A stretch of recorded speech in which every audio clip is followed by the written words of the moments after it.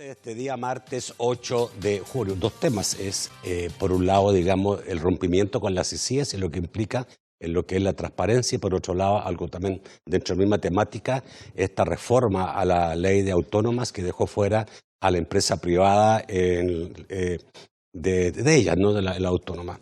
Pero ahora en la Asamblea ya está discutiéndose la ley sobre el funcionamiento del Bitcoin en el país. Y vamos a ir con Wilson Sandoval, quien es coordinador ALAC Funde. Buenas noches, Wilson, y está vía Zoom. Y también nos acompaña Oscar Pineda, quien es investigador de asuntos legales de FUSADES. Buenas noches. Buenas noches, Nacho. Buenas noches a la audiencia. Y Daniel Olmedo, que es gerente de asuntos legales de la ANEP. Vamos a preguntarles someramente a mis invitados qué impresión les causa. ¿Están sorprendidos con esto, digamos que? Bueno, Nacho, quizás hay que señalar dos cosas. Primero, que como muy bien lo planteabas, es un proyecto que recién se está planteando, que recién se está discutiendo y apenas he podido verlo en el celular.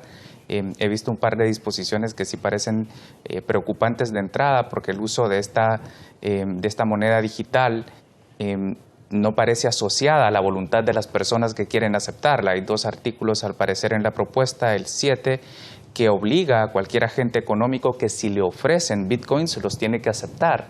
Y el artículo 13, que dice que las obligaciones que se han adquirido en el pasado, que estaban obligadas a pagarse en dólares, a partir de la entrada en vigencia de la ley, se podrán pagar en bitcoins y el otro pues tendrá que aceptarlo. Entonces, nos parece en principio que es una ley apresurada. Una ley de este tipo debiera ser ampliamente discutida y altamente ponderados los efectos económicos que va a tener. En primer lugar, porque afecta a toda la economía. Déjame leer el artículo 7, dice: todo agente económico deberá aceptar Bitcoin como forma de pago cuando sí le sea ofrecido por quien adquiere un bien o servicio. Lo voy a leer de nuevo. Artículo 7, todo agente económico deberá aceptar Bitcoin como forma de pago cuando así le sea ofrecido por quien adquiere un bien o un servicio. Y el 13 dice: todas las obligaciones en dinero expresado en dólares existentes con anterioridad a la vigencia de la presente ley podrán ser pagadas en Bitcoin. A ver, aclárenme. Eso significa que si yo vendo algo, yo vendo un auto y la persona me dice te lo pago en Bitcoin, ¿estoy obligado a aceptársela? En principio eso es lo que estamos leyendo en la norma. No sabemos cómo van a entender el concepto de agente económico, pero en principio, por lo menos todas las tiendas y todos los que son comerciantes, ciertamente si le ofrecen bitcoins por lo que usted está vendiendo, los tendrá que aceptar. Eso es expresamente lo que está diciendo la ley. Por eso vuelvo al punto de que no se han ponderado todos los efectos económicos que esto puede tener, principalmente porque los bitcoins son altamente volátiles y son anónimos. O sea, claro, yo vendo un vehículo, pero no sé si yo puedo decir, no, mire, no se lo vendo nomás. O sea, porque yo puedo venderle a quien quiera. No me puede obligar, digamos, a alguien a vendérselo a una persona determinada. Si alguien me dice Bitcoin, yo me hago el tonto nomás y simplemente elijo otro y no le elijo a él. Sí, creo que esa es una posibilidad que no estaría prohibida por cómo está redactado el artículo, pero de todas formas, los comerciantes sí están obligados a vender a las personas, al público en general, sin discriminar. Entonces, el concepto sí que les aplicaría con más intensidad y esa es la preocupación. El anonimato y la volatilidad. Por ejemplo, Nacho, imagínate esto, que te ofrecieron bitcoins hace unas semanas cuando el Bitcoin valía $60,000 sí, o un aproximado. Pues bueno, tú aceptaste los Bitcoins a $60,000, pero ahorita están a $27,000. Ese es el nivel de volatilidad que tiene esta moneda y creo que no se están ponderando ciertamente todos los efectos que pueden tener. Claro, porque es una lotería aquí, digamos que yo puedo ganar más con Bitcoin o perder muchísimo con Bitcoin, pero nadie quiere regarse de esa manera. ¿Qué efecto podría causar eso? Que la gente eleve los precios de todo para, digamos, y los bancos también eleven las tasas, digamos, para sortear la volatilidad. Pues sí, mire, en principio creo que el problema que hay es esta discusión, que ahorita estamos con... ¿Qué es lo que ha pasado hoy? Había una plenaria, la Asamblea suspende la plenaria una hora, La ministra de Economía presenta la iniciativa y ahorita está la Comisión de Economía revisando la iniciativa y lo que esperamos es que se apruebe esta misma noche. Que nos agarre eso de manera tan abrupta y que estemos en esta discusión y con estas incertidumbres es precisamente el problema. Y ese es un problema que de naturaleza económica y de naturaleza humana, esta incertidumbre, y de naturaleza jurídica. Hay dos principios que para todo proceso de formación de ley tienen que cumplirse. El principio de deliberación, tiene que haber una deliberación suficiente, y hay un principio de publicidad parlamentaria. Probablemente, para tratar de decir que no hay una dispensa de trámite hoy, lo que hacen es, que es poco lo que hicieron con las autónomas, hablaremos de eso después, lo pasan a comisión, en comisión se lee, se habla un poquito, luego al pleno y en pleno se aprueba. ¿Eso es una deliberación suficiente? Pero no. Y eso solo una cosita. Y la publicidad parlamentaria exige también de que en la Asamblea todos los interesados puedan participar en el proceso de formación de ley. Por eso era usual. Pero eso no se cumplió últimamente.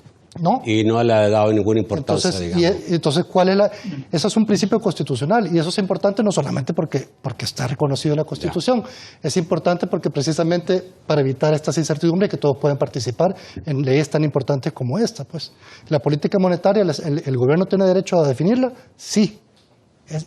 Deriva incluso del 111 de la Constitución, pero no tiene una discrecionalidad absoluta para definirla sin consulta ciudadana. Wilson, ¿qué opinas de lo que está pasando? Nacho, yo creo que si tuviésemos una sala de lo constitucional independiente y presentáramos esta ley frente a esa sala, yo creo que definitivamente dicha sala lo declarará inconstitucional, ¿no? Por todos los vicios que ya comentaban mis colegas previamente. Pero detrás de esto yo creo que hay algo más importante, Nacho, y es el fondo de la aprobación de esta ley, creo yo, y perdón si es muy disruptiva la idea o si es o ponen aprieto a mis colegas o a usted mismo, Nacho, con lo que voy a mencionar. Creo que detrás de esto hay un tema de lavado de dinero, ¿no? Es decir, lo que se presta con el Bitcoin precisamente es a que El Salvador pueda convertirse en un próximo paraíso fiscal en Latinoamérica, porque se están rompiendo todas las reglas que podrían o deberían cumplirse con respecto a la prevención, por ejemplo, de lavado de dinero en El Salvador. Entonces yo creo que por ahí va un poco el tema y por otro lado, repito, mis disculpas si es muy incómodo lo que voy a decir, ¿no? Pero yo creo que hay un tema también de liquidez, ¿no? Que está afrontando el Estado salvadoreño, la administración pública como tal, y que pretende resolver con el Bitcoin. Yo creo que por ahí va un poco el tema para no distraernos. Explícame un poquito, Wilson, ¿cómo se puede resolver el problema de liquidez con el Bitcoin? Yo creo que, al menos lo que hemos estado viendo en Funde de manera informal, con la poca información que lastimosamente se ha proporcionado, yo creo que una de las intenciones es precisamente que va desde pagar las pensiones con Bitcoin, ¿no? Si uno revisa la ley, pareciera que uno va a estar sometido a recibir sus pensiones en Bitcoin y por otro lado pareciera de que otro de los objetivos también desde el análisis que nosotros hemos hecho rápido, ¿no? Hasta ahorita con la poca información que tenemos de lo que circula en redes sociales, de los borradores de la ley, incluso hasta el pago quizás de las mismas obligaciones del Estado para con sus trabajadores, ¿no? Yo creo que ahí recibe un poco el tema de liquidez. No hay liquidez, ¿cómo le paga usted a sus empleados? ¿Cómo le paga a los empleados del gobierno? Por medio del Bitcoin. Entonces yo creo que por ahí va un poco la intención de esta administración pública y el tiempo va a ir confirmando estas hipótesis. Lo que sí es seguro, y el Grupo de Acción Financiera Internacional, el GAFI, así lo ha sostenido, es que el Bitcoin representa una amenaza para los sistemas financieros porque es anónimo y su trazabilidad es sumamente de dificultad. Es decir, se presta precisamente para un tema de esconder dinero, lavar dinero. Lavar dinero, narcotráfico y lavar dinero tienen una íntima relación estos dos elementos. Y no lo digo yo, lo dice el GAFI. Sí, rápidamente, porque me quedó la gran duda que pueda a lo mejor los sueldos de los trabajadores recibirse en Bitcoin. Eso dijo Wilson. No sé si entendí bien. Eso es, ¿no? Es que precisamente ¿va a ir un banco a llevar el Bitcoin? Que nos agarre de manera tan abrupta esta discusión que tenemos que analizar todo en una hora porque ya se va a aprobar en en un par de horas. Eso es el problema, creo yo. O sea, esta discusión es valiosa y debería existir. O sea, mañana seguramente todos los bancos, todas las instituciones, digamos, como las de ustedes, van a estar en una encerrona tratando de entender qué está pasando. Y esa discusión debería existir antes, no cuando ya tengamos encima la ley. Vamos a ir a la parte que era el tema de esta noche, que era dos temas, los CICIES y también la reforma a las instituciones para quitar a todos los que fueran representantes de la ANEP en esas instituciones. En el caso, digamos, de las CICIES, bueno, ya sabemos, El Salvador rompió el acuerdo que tenía con las CICIES, tanto a nivel gobierno como también a nivel Fiscalía General de la República, porque habían dos convenios firmados, uno con la Fiscalía y otro con la Cancillería del país. Y obviamente, digamos, esto tuvo una explicación por parte del gobierno de que la CICIES había contratado, perdón, que la OEA, de quien depende la CICIES, había contratado al exalcalde Ernesto Mason como asesor y ahí empezó todo, digamos. Entonces, ¿qué es lo que tenemos? Tenemos, digamos, ya una respuesta de la OEA, yo diría bastante fuerte, señalando de que primero el señor Mason no estaba contratado como asesor, sino que se le había ofrecido y eso podía ser que fuera asesor, pero que en ningún caso eso implicaba impunidad ni inmunidad. Ya eso es muy claro el comunicado de la OEA en ese sentido. Y segundo, dice la OEA que ellos le señalaron al gobierno, esto se le advirtió al gobierno que esto iba a suceder. La situación de Dawson se le advirtió y se le advirtió con anticipación y el gobierno no tuvo ninguna reacción. El gobierno salvadoreño no reaccionó ante lo que se le comunicó en relación al alcalde Dawson. Y después dijo la OEA que le parecía absolutamente, digamos, fuera de todo lugar que El Salvador estuvo usando una excusa en este sentido para romper el convenio que se tiene con las CICIES. Y básicamente señalan, digamos, y hoy día hay una aclaración de la Cancillería a leerlo, pero básicamente lo que dice es que la OEA lo engañó, que la OEA actuó actuando muy de mala manera, porque la OEA nunca les comunicó esto, que esta situación del señor Mason, y que ellos, digamos, continuarán trabajando en contra de la corrupción en el país sin necesidad de que la OEA tenga participación en esto. Y como dijo el fiscal antes, no hay vuelta atrás en la decisión que tomó el gobierno. Finalmente, hoy se conoció hoy día un tuit de la OEA señalando de que efectivamente que no es verdad lo que es el gobierno, porque el enviado especial del gobierno de El Salvador fue informado por escrito vía WhatsApp a la 1:45 del 3 de junio. El mensaje fue recibido, leído y agradecido a las 2:32. Al no haber más comentarios al respecto, a las 5:30 fue anunciado el ofrecimiento y aceptación de Ernesto Mason. Bueno, Nacho, es lo que hay. La CICIES fue una propuesta de campaña, fue impulsada y promovida desde el gobierno que ahora está terminando con ese proyecto. El fiscal fue el primero, evidentemente, en salir y decir que va a terminar el convenio particular de la CICIES con la Fiscalía, pero ya luego el acuerdo marco también ha sido dejado sin efecto. Y lo que preocupa en este tema son dos cosas, Nacho. El primero es que esto se enmarca en una tendencia más amplia de anular cualquier institución de control, de transparencia o de lucha contra la corrupción. Esto ya pasó en el Instituto de Acceso a la Información Pública, esto es lo que pasó con la destitución del fiscal, esto es lo que pasó con la destitución de la Corte Suprema de Justicia y en general cualquier institución, así sea la misma institución que el gobierno había promovido y creado, que intente controlar las acciones de la administración actual, cualquiera de esas acciones termina siendo atacada o destruida o desmantelada.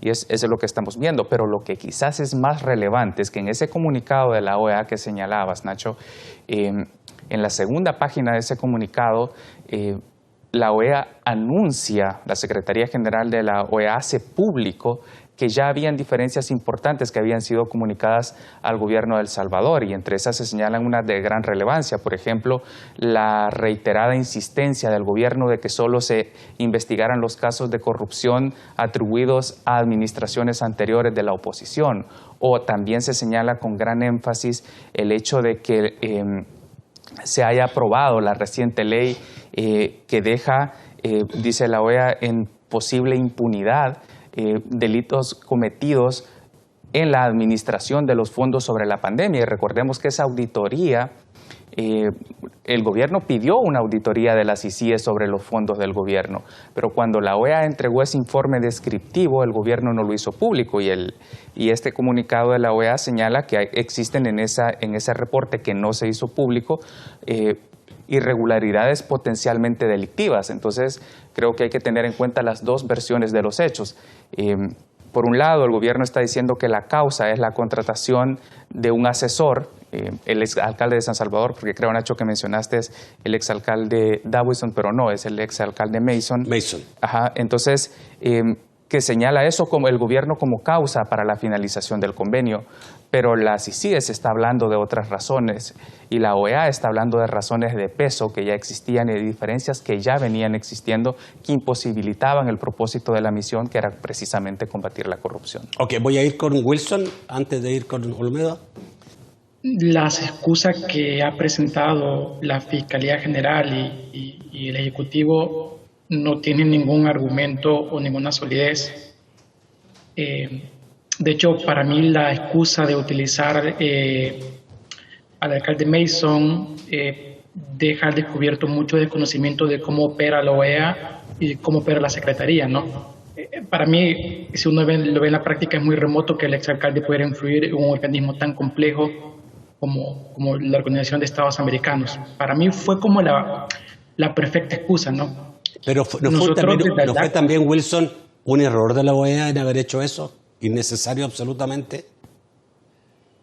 Yo creo que sí. Haber anunciado... Es decir, yo creo que el anuncio se da sin conocer el contexto político salvadoreño tan crítico y tan polarizado en que nos encontramos. Yo creo que la OEA debió haber pensado más desde la perspectiva diplomática de las consecuencias que esto podía representar para el tema de la comisión, ¿no? Y yo creo que no lo hizo así la OEA.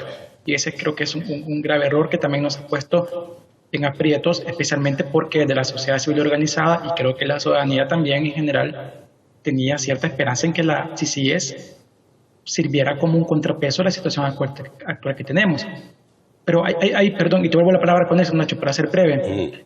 Nosotros el mes de diciembre de DALAC ya habíamos solicitado información pública a la Fiscalía General sobre los delitos que se habían dado por medio de avisos desde las CICIES, y al menos 3 de esos avisos correspondían a negociaciones ilícitas por parte de funcionarios públicos. Entonces, ya el mes de diciembre ya habíamos identificado que había precisamente algunas cuestiones que la CICIES había identificado y que representaban una amenaza o un riesgo para esta administración pública. Entonces, eso creo que nos deja mucho que pensar, ¿no? Desarticulamos el último reducto que queda de posible contrapeso al Ejecutivo actual, y lo desarticulamos de una forma que ni siquiera le permitimos exponer, porque creo que el Estado salvadoreño está dispuesto a exponer los resultados de las investigaciones que ha hecho la Comisión, ¿no? Ojalá la Comisión tenga a bien honrar este tema del derecho a acceso a la información pública y el derecho humano a conocer información pública, y pueda hacer pública esta información. Hay una batalla, una lucha, una guerra entre la lucha contra la corrupción y la lucha contra la corrupción. Y este caso de las CICIES es una batalla más en esa guerra. Entonces creo que sí es una trampa distractora enfocarnos en esa coreografía del Luis Almagro con el gobierno por el tema Mason. Le voy a citar una serie de hitos que han habido en estos días que señalan que esto es solamente una arista más. El 17 de mayo, el senador Patrick Leahy dice, en una declaración, dice que el Estados Unidos y la Fiscalía de la República, antes del 1 de mayo, estaban investigando un caso multibillonario de lavado de dinero. El 18 de mayo, en un informe del Departamento del Tesoro y Departamento de Estado, que envía el Congreso de los Estados Unidos, establece la lista de algunas personas de El Salvador, entre ellos algunos funcionarios del gobierno actual, que están involucrados en casos de corrupción. 19 de mayo, el Comité de Asuntos Exteriores del Congreso, en un informe bipartidista, dice que hay 12 casos que la CICIES envió a la Fiscalía General de la República y trata de explicar en ese contexto la destitución del Fiscal General de la República. 21 de mayo, AID retira la ayuda a diferentes instituciones del gobierno por temas de corrupción. Y ayer, nada menos, que fue la vicepresidenta Kamala Harris a Guatemala, la Casa Blanca emite un comunicado que dice que van a lanzar una fuerza de tarea conjunta para atacar la corrupción y dicen, cito, incrementarán el foco en la iniciativa global de cleptocracia para perseguir los casos de corrupción e incautar activos ganados por la corrupción en Guatemala, El Salvador y Honduras. Entonces, este caso de las CICIES creo que es una reacción a esa avasallante misión del gobierno de los Estados Unidos, particularmente, en luchar contra la corrupción en la región. La Secretaría de Comunicaciones y Casa Presidencial emitió un tuit señalando, habilitando el Bitcoin como moneda de curso legal. Esto lo vuelve irrestricta, lo que significa que puede usarse Bitcoin y ningún lugar puede negarse a aceptar su uso como método de pago. Yo me pregunto cuál es el fundamento técnico de esa postura, que muestren, ¿no? ¿Cuál es el fundamento que pueda decir a nuestros compatriotas en Estados Unidos que esa va a ser la mejor opción para enviar sus remesas, ¿no? Con la volatilidad que tiene el Bitcoin, con las posibles restricciones que pueda tener incluso desde los Estados Unidos, porque ya lo decía antes, ¿no? El Bitcoin es difícil de trazar en cuanto a que busca ser anónimo, ¿no? Entonces, yo me pongo a pensar, ¿de verdad creen que va a ser tan fácil sortear las posibles restricciones que puedan imponerse a nivel internacional sobre el uso de esta moneda digital o esta criptomoneda, ¿no? Vamos a hacer preguntas, pero me quedo con la primera. ¿Qué fundamenta que esta sea la mejor opción? Yo no he encontrado ningún documento técnico de la presidencia. En ese caso, si el gobierno puede controlar el valor del Bitcoin, que es un mercado global, no estamos hablando de Bitcoin.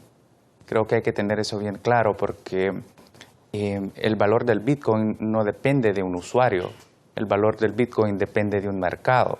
Y si es cierto que cuando se envían las remesas, por ejemplo, se paga una comisión al intermediario que hace la magia de que el dinero que estaba en Estados Unidos llegue a los familiares que están acá.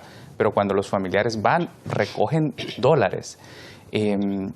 Cuando se convierte el Bitcoin, los comerciantes lo van a aceptar al valor de mercado del Bitcoin, o al menos eso debiera ocurrir. No veo la manera en que el gobierno pueda establecer el valor de una moneda global y además de una moneda anónima y de confianza compartida y no sé qué más. Hay otros conceptos que son similares, como es la creación de una moneda digital propia del gobierno, pero pareciera ser que de eso no es de lo que se está hablando. En todo caso, Nacho, creo que es un tema que hay que darle estudio porque así como se señala esta ventaja de que se va a ahorrar la comisión para enviar las remesas, también puede ser que le envíen un monto de la remesa en dólares y que cuando usted lo vaya a cambiar acá reciba menos dinero de lo que le están enviando. Yo creo que hay que modular los anuncios grandilocuentes y emotivos y aspiracionales del presidente. No son temas de aspiraciones o de lo que creo, sino que es un tema de un estudio técnico. Pues. El tema de la volatilidad, no sé si lo han analizado, y si lo analizaron, pues merecemos conocer los análisis técnicos que han hecho para tomar esta decisión de política monetaria. Y no solo merecemos conocer los análisis técnicos, si es que se hicieron antes del sábado que hizo el anuncio, sino que los diferentes actores de la sociedad merecían participar en las comisiones de la Asamblea Legislativa que están analizando este tema ahorita. Así que yo creo que todos esos anuncios grandilocuentes y aspiracionales hay que verlos como poesías que son, pero no tienen un sustento técnico y hay que verlos con cuidado, porque al final se está jugando con el bienestar de cada salvadoreño. Volvamos al tema que estamos. Hay un problema de transparencia, claramente. Estamos siendo más afectados a la transparencia y esto, digamos, no solo por lo de CICIES y por otro lado con el sacar a los representantes de la ANEP, y creo que no sé si eso serán representantes de la ANEP o representantes de gremios, pero elegidos a través de la ANEP en las instituciones del país. En las juntas directivas, digamos, siempre había alguna persona que era parte, bueno, de diferentes sectores, pero se incluía al empresariado, y quien decidía finalmente era dentro de la ANEP, por lo menos. ¿O no? No. Tal vez hay que definir qué se aprobó el jueves y qué no se aprobó el jueves. Ya. Empecemos con lo primero, qué no se aprobó el jueves. El jueves, aunque los anuncios del gobierno sí lo digan, el jueves no se aprobó una destitución o no se sacó a ANEP de las autónomas. No fue eso. ¿Por qué? Porque ¿qué es lo que se aprobó el jueves? Se hizo unas reformas a 23 leyes de instituciones oficiales autónomas, y en algunas participaba la ANEP, en otras no. Es que no estaba tan estandarizado. Son 23 autónomas, solamente en 6 de ellas se relacionaba ANEP, en otras era el sector privado, en otro sector industrial, sector de comerciantes, eran diferentes. ¿Y qué es lo que se aprobó entonces? Básicamente lo que se aprobó son dos cosas. En todas estas leyes se hace un cambio en las reglas para elegir a esos representantes. Y esos cambios van relacionados más o menos a que los participantes en estos procedimientos de elección sectorial no solamente van a ser gremiales, sino también empresas. Los candidatos que van no tienen que pertenecer a una gremial, que eso por lo menos en gremiales empresariales los miembros son personas jurídicas, no personas naturales. Y uno de los temas tal vez importantes en estos cambios de procedimiento de elección es que en estas elecciones sectoriales se va a elegir una terna. En algunos casos, en algunas autónomas ya estaba así, en otros no. Entonces se elige una terna y es una autoridad, en unos casos es el presidente de la República, en otros casos un ministro, el que va a elegir dentro de esa terna quién es el que va a representar a ese sector en particular. Entonces eso le da mucho poder al gobierno para definir quiénes son los representantes de las autónomas. Y el otro grupo de cambios son en la parte sancionadora. Se establece un catálogo de conductas que habilitan a remover a uno de estos representantes de estas autónomas, y se establece que quien va a removerlos es la persona que lo autorizó, que es el presidente de la República o en unos casos un ministro. Eso es lo que se aprobó el jueves. Ok. Entonces, y de acuerdo a eso tú me dirás, más poder para el presidente, menos transparencia en la composición de estas... Uno de los papeles... otro tema que también se ha desinformado es que los representantes de ANEP en las gremiales obstaculizaban. Sí, pero quiero que me digas por un problema de tiempo, al final, ¿qué provoca esto? Lo que provoca es un problema de transparencia. Okay. ¿Por qué? Porque estos representantes básicamente lo que hacen es decirle a sus sectores, decirle a la sociedad qué es lo que está pasando adentro. Okay. Y ahora el presidente va a tener más poder para nombrarlos, es menos autónoma, una institución autónoma de lo que era antes. Wilson. A mí me llama la atención que de algunas reformas que logré leer, claramente no he leído todas las reformas de todas las autónomas que se hicieron. En algunas pues se mencionaba de que si alguno de estos directivos tenía algún tema de influenciarnos negativamente o alguna conducta que pudiera ser apreciada como de mala costumbre, por ejemplo. Por ejemplo, creo que quedó así, voy a meter este tema también, quedó así como algunas reformas que hicieron, no autónomas, pero así en el Instituto de Acceso a la Información Pública y su ley. Uno puede ver precisamente de que lo que está pasando acá es que se le está dando más control al presidente de la República, ¿no? La pregunta es, ¿para qué quiere más control? ¿Para qué quiere más poder del que ya podría estar teniendo? Pero puntualmente, Nacho, y repitiéndolo en parte lo que dice Daniel, claro, aquí lo que se ve en juego es nuevamente la transparencia. ¿Por qué razón?